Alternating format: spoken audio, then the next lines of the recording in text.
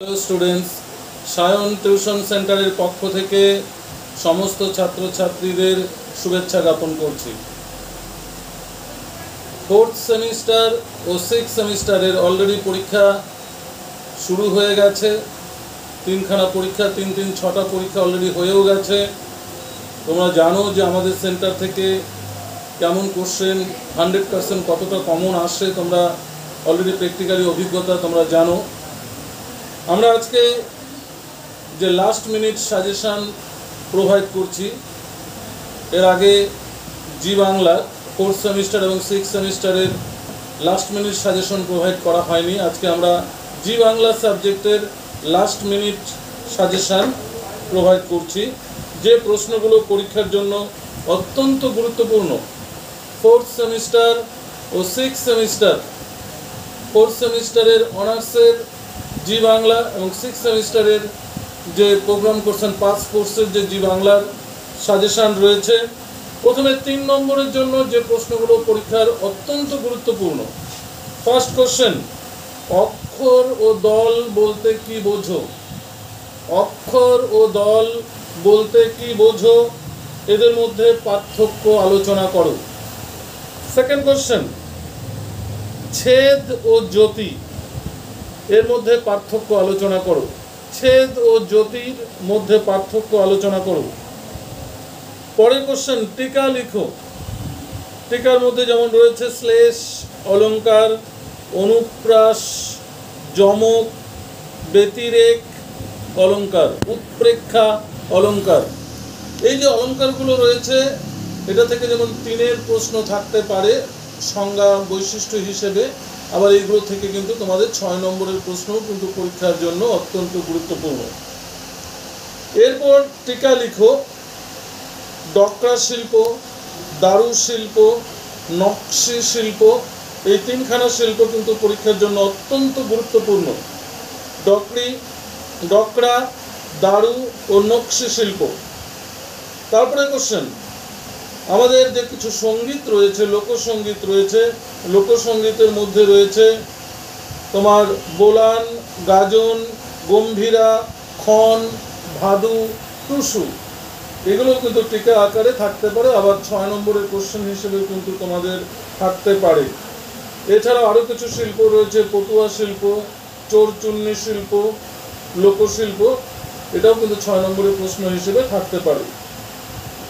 এবারে আমরা আসি 6 দাগের প্রশ্ন। 6 দাগের প্রশ্ন জি বাংলাতে সাজেশান দেওয়াটা খুব টাফ বিষয়, কেননা এখান থেকে তোমাকে প্র্যাকটিসের বিষয় রয়েছে। ছন্দ নির্ণয় করো, অলঙ্কার নির্ণয় করো। এই ছন্দ নির্ণয় এবং অলঙ্কার নির্ণয়ের কিন্তু কোনো কমন হয় না। তবু আমরা শ্রেণীকক্ষে টিউশন পড়ানোর সময় আমরা কিছু গুরুত্বপূর্ণ ছন্দের লাইন এবং অলঙ্কারের লাইন নিয়ে কিন্তু আমরা ব্যাখ্যা করেছি। আশা করা যায় ওখান থেকে আমরা ছন্দ অলঙ্কার কমন পেতে পারি, কিন্তু প্রশ্ন হলো ছন্দ অলঙ্কার কিন্তু কমনের বিষয় নয়।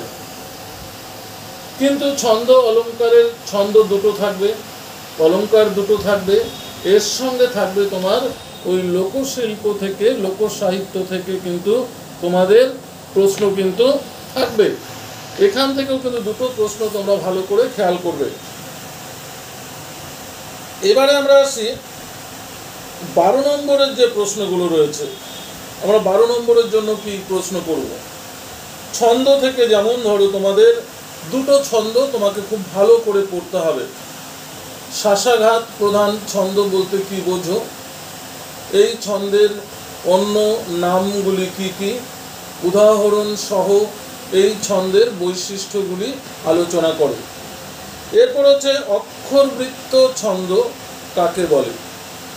এই ছন্দকে শোষণ প্রধান ছন্দ বলা হয় কেন, বা তান প্রধান ছন্দ বলা হয় কেন? উদাহরণ সহ এই ছন্দের বৈশিষ্ট্যগুলি আলোচনা করো।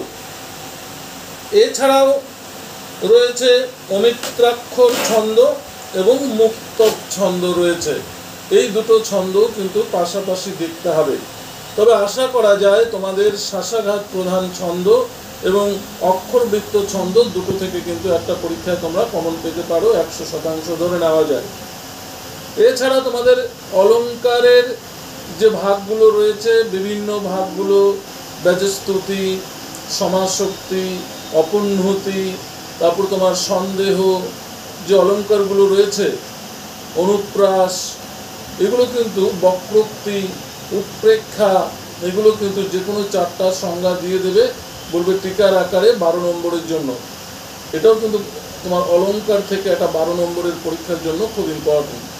কারণ তোমাদের ছন্দ থেকেও একটা 12 নম্বরের কোশ্চেন থাকবে, অলঙ্কার থেকেও কিন্তু একটা 12 নম্বরের প্রশ্ন থাকবে। কিন্তু অলঙ্কার থেকে 12 নম্বরের প্রশ্নটা থাকবে এইভাবে, যে কোনো কয়েকটা টিকা তোমাকে লিখতে হবে, 3, 4, 12 এরকম করে একটা কোশ্চেন 12 নম্বরের থাকবে। এবারে লোকশিল্প থেকে কি ধরনের প্রশ্ন থাকতে পারে? লোকশিল্প থেকে যে কোশ্চেনটা অত্যন্ত ইম্পর্টেন্ট, ছেলে ভুলানো ছড়ার কাব্য সৌন্দর্য আলোচনা করো। ছেলে ভুলানো ছড়ার কাব্য সৌন্দর্য আলোচনা করো। এছাড়া রয়েছে তোমাদের প্রবাদ রয়েছে, ছড়া রয়েছে, এবং প্রবাদ কাকে বলে, প্রবাদের বৈশিষ্ট্যগুলি কী কী, প্রবাদ থেকে সমাজ জীবনের কি পরিচয় পাওয়া যায়, ছড়া কাকে বলে, ছড়ার গঠন, বৈশিষ্ট্য, ছড়ায় কী ধরনের সমাজ ভাবনার প্রতিফলন ফুটে ওঠে, এই বিষয়গুলো কিন্তু অত্যন্ত গুরুত্বপূর্ণ তোমাদের লোকশিল্প বা লোকসাহিত্য থেকে। এই ছিল তোমাদের একটা অত্যন্ত গুরুত্বপূর্ণ বিষয়, যা তোমাদের চর্চা করতে হবে। ছন্দ এবং অলঙ্কার, এটা প্র্যাকটিসের বিষয়, তোমাকে কিন্তু বাড়িতে নিজের হাতে তৈরি হতে হবে। ধন্যবাদ।